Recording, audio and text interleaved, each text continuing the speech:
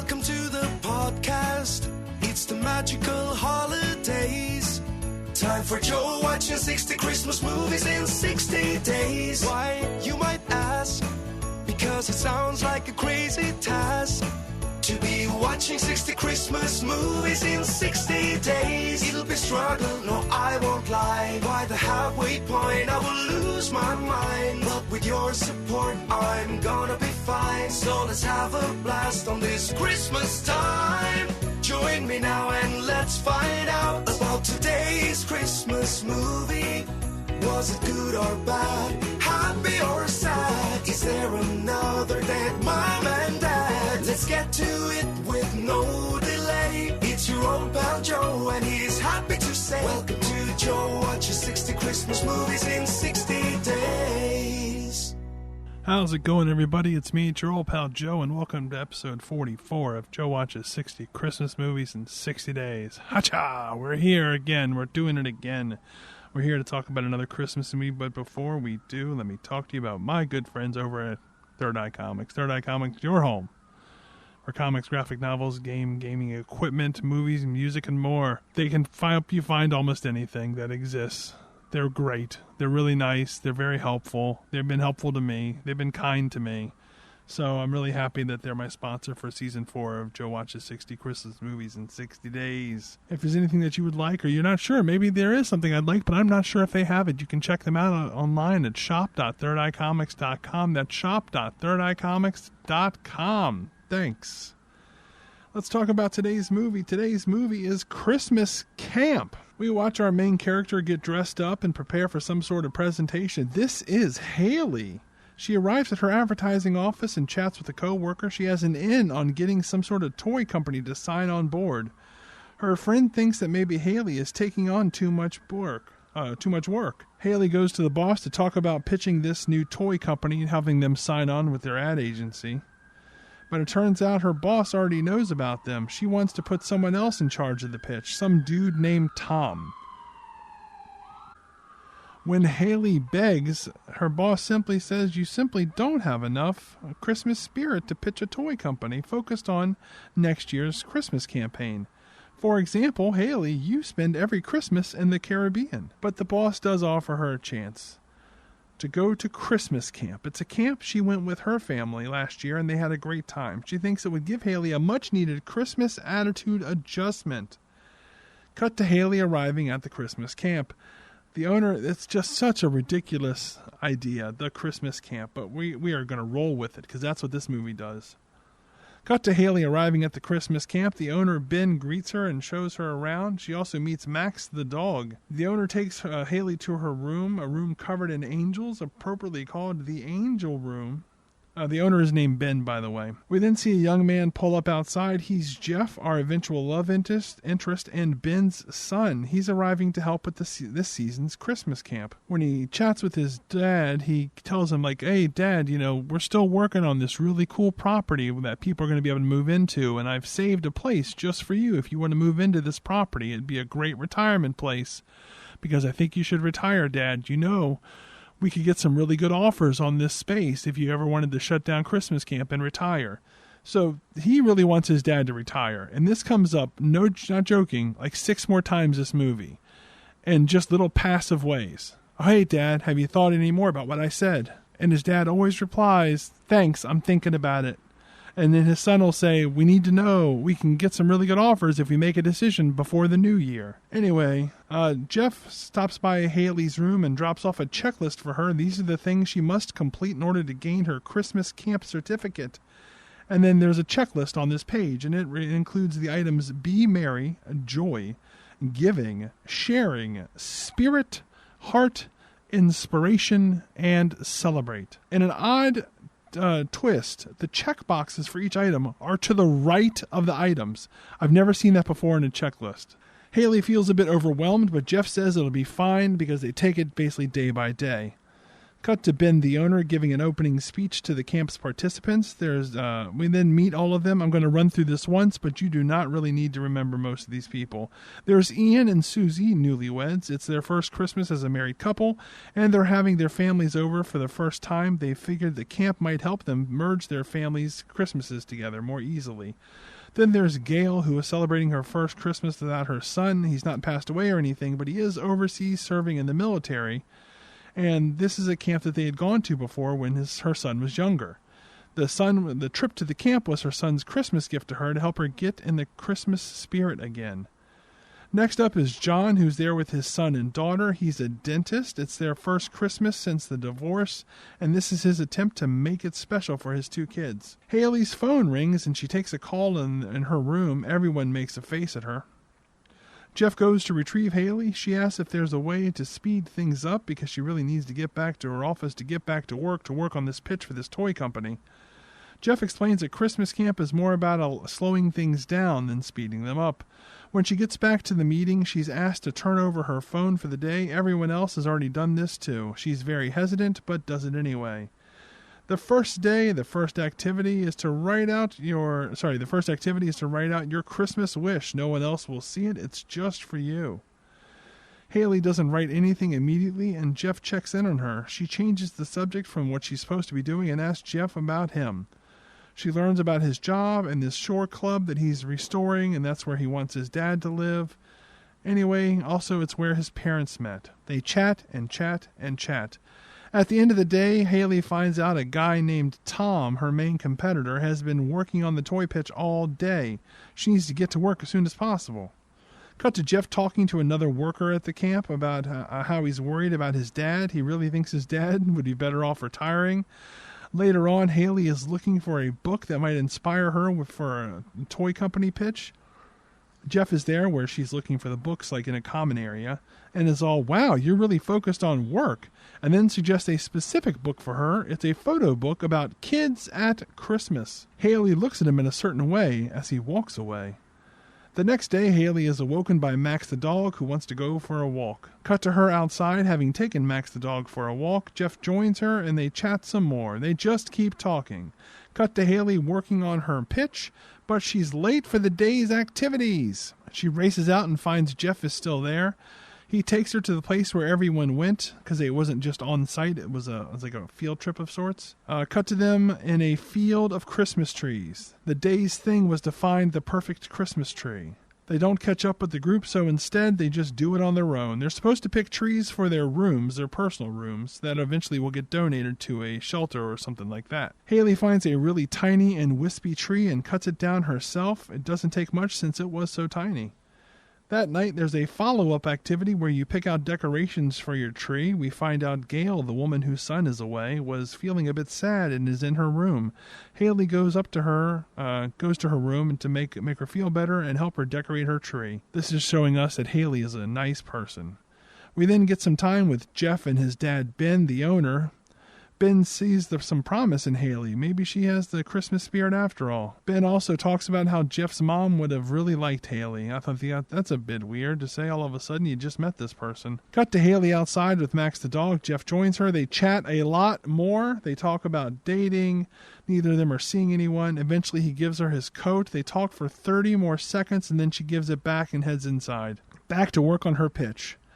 But then she remembers her tree and spends time decorating it. It's time for day 3, which we then start seeing these titles. Like we're seeing a chalkboard saying, day 3 is all about giving. So now we're returning to the checklist. So day 3 is giving. The dad who is there with his kids gets into a snowball fight with his kids. Jeff and Haley join in. Ben comes out and announces it's time to head into town and help out at the community shelter. Within moments of being in this scene, Jeff comes to take Haley away to show him an angel tree. They're at the shelter, and we are just there. And so my point is, Haley's doing some work, like bagging something for somebody, right? And we only see this happening for maybe 25 seconds. And then Jeff walks up and says, I'd like to show you something. And he takes her to a tree, a Christmas tree, that he titles an angel tree. It's a Christmas tree with paper angels on it, where kids have written, on each paper angel, they've written a gift that they would want. Haley immediately gets an idea for her pitch. The toy company could sponsor a tree like this and give all the kids the toys they want. At the end of the day, folks pack up and Jeff and Haley make eyes at each other. Cut to Gail, the lonely mom, which isn't a really nice thing to say about Gail, and Haley going shopping in town at a gift store. Haley says she's there to buy a gift for one of those kids. Gail says that she thinks Haley and Jeff are cute together. Haley agrees. He's pretty cute himself. Cut to her doing work in her room. Jeff comes in and says he has an idea for her if she wants to get a jump on the spirit section of the checklist. Cut to them making snow angels outside. When they're done, he asks her out on a hot cocoa date for the next day. Haley is in. It's time for day 4, sharing. We start the day with Haley coming to the kitchen for a snack. The woman who works there is baking cookies for everybody, and Haley helps. When they're done, Haley heads back to the group stuff, but then she hears her phone get a message. She reads it, and it's from her buddy saying, "Call me now." This is her buddy at work. Haley feels bad, but breaks the rules and calls. Cut to Jeff getting ready for his hot cocoa date with Haley. Cut to Haley finding out the toy company wants pitches by Monday. Haley spends time on the phone running her buddy through her idea for the angel tree. Cut to Jeff waiting for Haley with hot cocoa. She doesn't show up. He then notices her phone is missing from the place where everybody's phone is supposed to wait until the end of the day. He goes to her room and she hides her phone. She pretends she wasn't working, but then her phone rings. He's disappointed in Haley. They both head back to the group. Cut to group work. The newlywed couple tries to figure out where people can sleep in their homes. The kids from the other guy help them figure out how to make everything work. Jump over to Ben and his son Jeff. Jeff again implores his dad to sell the property. His dad says he's not ready. Cut to Haley outside with Max the dog. Ben joins her, Ben the owner. He talks about his dearly departed wife and then says Haley reminds him of himself. He also gets lost in his work a lot. He mentions part of Jeff's concern is they're losing money on the property. The camp always does well itself, but the end portion outside of the camp is struggling. This reminds Haley of a campaign she worked on with a hotel. The solution was to franchise the hotel and its specific idiosyncrasies, like maybe they brought you fresh croissants every day. Whatever that place did was good. And so one of the ways to get money was to franchise the concept to a bunch of other places. And that was a way for this hotel to make some money. So in theory, that's what Ben could do. Ben thinks it's a good idea. They could open up Christmas camps all over the world, all over the country, not the world. I guess all over the world. Shit. Shoot for the stars. And then he'd be the Christmas expert for everyone who decides to sign on. They could turn to Ben, like, Ben, how would we handle this situation? She says she can have her office run some numbers about the concept and come up with a proposal for Ben to review. He's in. It's day 5, holiday spirit. Haley sits outside when Jeff walks up. They make up after the blow up over the missed cocoa date. Cut to the day's activity. It's a throwing game where there are different Christmas tenets, and everyone throws snowballs at the one that they are that they feel close to. Emotionally close to, not physically. For example, Haley throws at inspiration. She explains she's been inspired by the camp to slow down. Jeff throws at giving. We do not hear why. We then get a montage of everybody hitting different targets. Afterward, Haley asks Jeff out for a walk. He agrees. They walk to a pretty clearing. It also features a tiny wooden well. We find out this is where his parents got engaged. She's never made a wish in a wishing well before, so Jeff gives her a coin. They both make a wish. We do not find out what they wish for. They also talk about her traditional Christmas trip to the Caribbean, or Caribbean if you want to be that way about it. We find out she takes her parents with her and chooses there because there's also a client she can visit. He asks if that's what her parents always want to do. She says she's sure, but then second guesses herself. They've never said they didn't want to. It's nighttime and Haley is back at work, and now it's time for day 6, Heart. Haley takes Max out for a walk, Max the dog, not a person, and gets a call from her mom. She finds out some pipes burst in her parents' place. She offers to get some advice on how to fix it from Jeff, since apparently he knows how to fix pipes, I guess. And also asks her mom whether her and her dad really like the Caribbean trip for Christmas. And she says, not really. We'd much prefer a traditional Christmas, but we're just happy spending time with you. Cut to dinner time. Ben explains that they're going to be putting together a menu for the last dinner based on something from everyone. They go around and each person picks out a component that they'd like. Later, Haley gives Ben the proposal for franchising that her office put together. If he's interested, it's possible they could have it in place by next Christmas. Ben seems interested. Then Jeff, who knows nothing about any of this, comes by and pushes his dad to retire again. Jesus, Jeff. Day 7, inspiration. Ben says he wants everyone to think of someone or something that has inspired them. They also were reminded that after dinner they'll have their camp graduation. Gail mentions that she's been so inspired she'd like anyone who is free to come over to her place for Christmas. Time for people to run through their inspirations. Eventually Haley says she was inspired to spend Christmas over at her parents' place instead of her usual trip.